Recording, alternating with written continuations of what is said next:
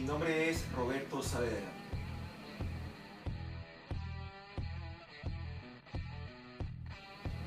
Tengo 45 años.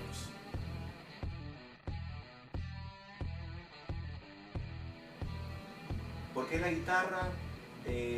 Realmente yo creo que cuando empecé con esto de la música, que fue en segundo curso más o menos, me acuerdo que estaba en el mundo en esa época, un amigo me influenció con esto del rock y lo primero que vi fue pósters de guitarristas, Van Halen, entre otros, y me pareció espectacular el look de guitarrista tocando y todo eso ahí.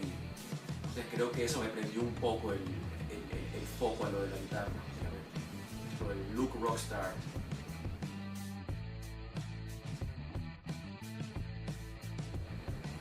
Grupos que me influenciaron, podría decir, bueno, obviamente de los 80s, los de hair metal, grupos como Bon Jovi, Van Halen, Def Leppard y otros grupos más refundidos como Ratt, Dokken.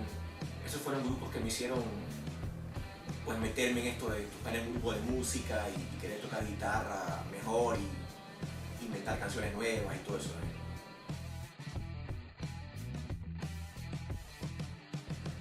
Músicos destacados, bueno, puedo decir que como 90% de los guitarristas, Eddie Van Halen fue el primero que me volvió loco, que me quedé, wow, este tipo que hace en guitarra, tengo que hacer algo parecido. Obviamente nunca pude, pero me encantó. Y luego también grupos guitarristas no tan rockeros, por ejemplo, como Andy Summers de Police, Gustavo Cerati, Robert Smith, trajeron como que mucha influencia en mí, en la parte esa rítmica, más popera, que también es gran influencia para mí.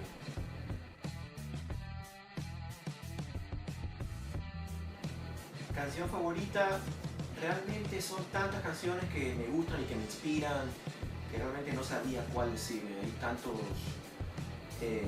buenos recuerdos de canciones que me han inspirado a muchas cosas